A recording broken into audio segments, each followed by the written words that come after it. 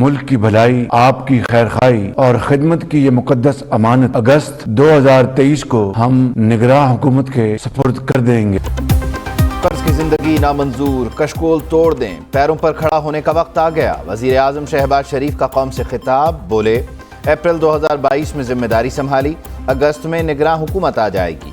4 برس کی بارودی سرنگیں 15 ماہ میں صاف کیں، ریاست بچانے کے لیے سیاست کی قربانی دی، ووٹ بینک نہیں اسٹیٹ بینک میں اضافے کی فکر کی، ریاست کی حفاظت کی، کچھ لوگ ملک کو ناکام بنانے میں مصروف رہے اور ہم معیشت کی بحالی میں لگے رہے۔ نواز شریف کی قیادت میں ملک نے ترقی کی، اب بھی ملک کو ترقی کی راہ پر گامزن کریں گے۔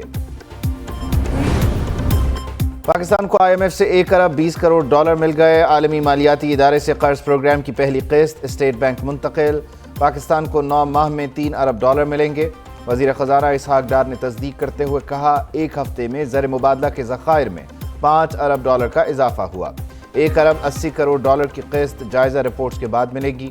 الیکشن کے بعد نئی حکومت اپنے فیصلے کرے گی۔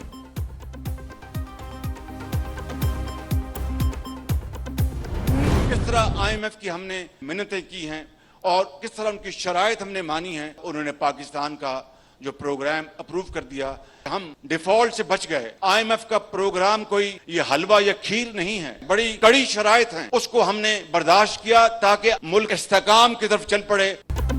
آئی ایم ایف پروگرام کوئی حلوہ یا کھیر نہیں، آئی ایم ایف شرائط کو ملک میں استحکام کی خاطر برداشت کیا۔ وزیر اعظم شہباز شریف نے آئی ایم ایف شرائط کو سخت قرار دیا۔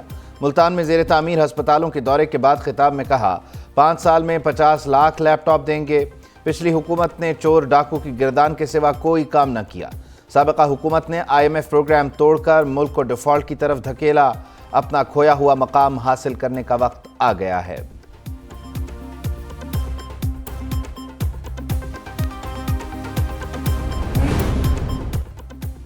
زر مبادلہ ذخائر 6 کروڑ 10 لاکھ ڈالر تک پہنچ گئے۔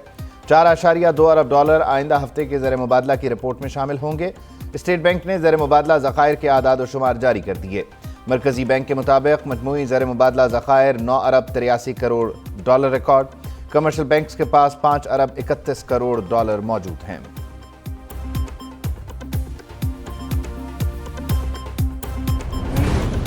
آئی ایم ایف سے پہلی قسط ملنے کے بعد ڈالر مزید سستا ہو گیا۔ اوپن مارکیٹ میں ڈالر کی قدر میں 1 روپے کمی 280 روپے کا ہو گیا۔ انٹر بینک میں ڈالر 1 روپے 2 پیسے کمی سے 276 روپے 46 پیسے پر بند۔ ادھر پاکستان اسٹاک ایکسچینج میں 247 پوائنٹس کی کمی ریکارڈ، 100 انڈیکس 45,266 کی سطح پر آ گیا۔ سونا 4,000 روپے مہنگا ہو کر 2,08,000 روپے فی تولہ ہو گیا۔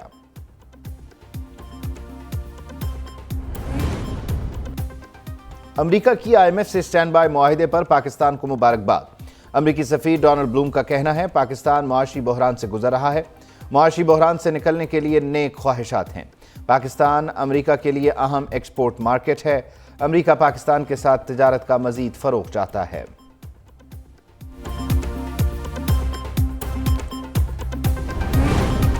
سپریم کورٹ میں 2 بڑے کیسز سماعت کے لیے مقرر۔ سویلینز کے فوجی عدالتوں میں ٹرائل کے خلاف کیس کی سماعت 18 جولائی کو ہوگی۔ چیف جسٹس کی سربراہی میں سپریم کورٹ کا 6 رکنی بینچ کیس کی سماعت کرے گا، فریقین کو نوٹسز جاری۔ ادھر supreme court practice and procedure bill 2023 case بھی سماعت کے لیے مقرر۔ Chief justice of Pakistan Umar Ata Bandial کی سربراہی میں 8 رکنی لارجر بینچ 21 جولائی کو سماعت کرے گا۔ سپریم کورٹ نے مقدمے کے فریقین کو نوٹسز جاری کر دیے۔ الیکشن اصلاحات پر 99% کام مکمل، بیشتر متنازع نکات پر اتفاق ہو گیا۔ انتخابی اصلاحات کی پارلیمانی کمیٹی کا تیسرا اجلاس، 1-2 معاملات پر پی ٹی آئی کا تحفظات کا اظہار، حکومت کا معاملات مل بیٹھ کر حل کرنے پر اتفاق۔ اجلاس میں سیاسی جماعتوں پر پابندی کے معاملے کو ایجنڈے سے نکال دیا گیا۔ چیئرمین پی ٹی آئی کے خلاف غیر شرعی نکاح کیس قابل سماعت قرار، سول کورٹ کا فیصلہ کالعدم۔ چیئرمین پی ٹی آئی کے خلاف غیر شرعی نکاح کیس پر دائر اپیل منظور، district and session court Islamabad نے کیس کا محفوظ فیصلہ سنا دیا۔ سول جج نے کیس کی درخواست کو عدالت کے دائرہ اختیار سے باہر قرار دیا تھا۔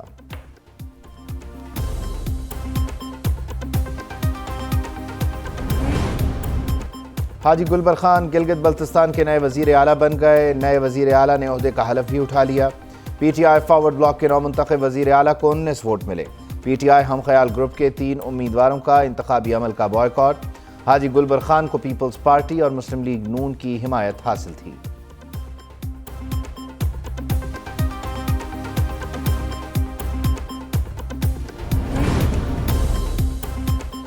رانا انصار سندھ اسمبلی میں اپوزیشن لیڈر نامزد۔ ایم کیو ایم رابطہ کمیٹی نے اپوزیشن لیڈر کے نام کی منظوری دے دی۔ علی خورشیدی سندھ اسمبلی میں ایم کیو ایم کے پارلیمانی لیڈر ہوں گے۔ رابطہ کمیٹی اجلاس میں فیصلہ۔ ایم کیو ایم پاکستان کا کہنا ہے اپوزیشن لیڈر مقرر کرنے کے لیے درخواست جلد سندھ اسمبلی سیکریٹریٹ میں جمع کروائی جائے گی۔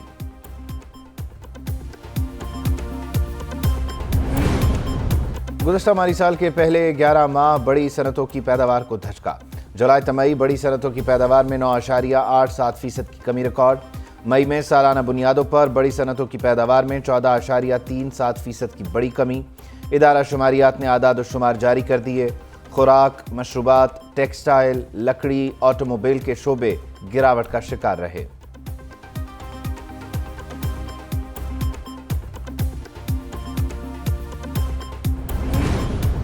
رواں مالی سال پاکستان کی معاشی شرح نمو 2.5% رہنے کا امکان۔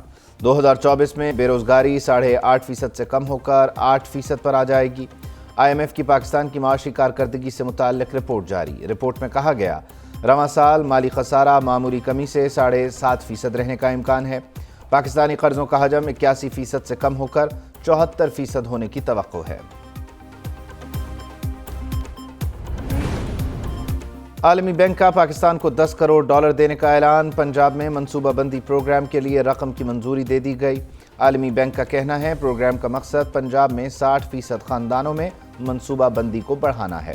زیادہ آبادی ترقی کی شرح میں رکاوٹ کا باعث بنتی ہے۔ آبادی میں اضافے سے غربت میں اضافہ ہوتا ہے۔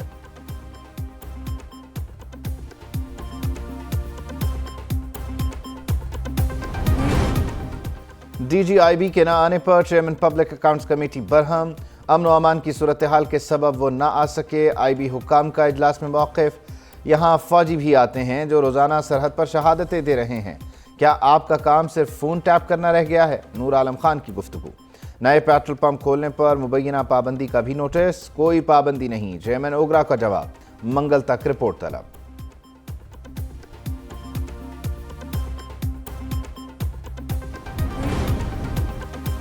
دریائے ستلج میں پانی کی سطح میں مسلسل اضافہ۔ بہاول نگر دریائی بیلٹ کے علاقوں میں نقل مکانی کے اعلانات۔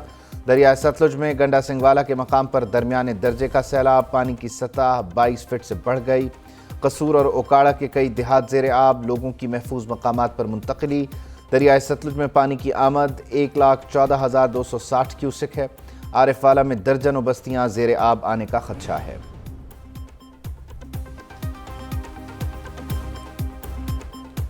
اٹھارہ ہزاری میں دریائے چناب قابو سے باہر، پانی دیہات اور کھیتوں میں داخل۔ رنگپور کے نشیبی علاقے پانی میں ڈوب گئے۔ انتظامیہ کی شہریوں کو محفوظ مقامات پر منتقلی کی ہدایت۔ چونیا میں دریا کا پانی کناروں سے ابل پڑا، سینکڑوں ایکڑ اراضی زیر آب۔ چنیوٹ میں بھی کئی علاقے پانی میں ڈوب گئے۔ کمالیہ میں راوی کا حفاظتی بند ٹوٹنے کے قریب۔ پیر محل، کمالیہ، شورکوٹ کے کئی دیہات زیر آب آنے کا خدشہ۔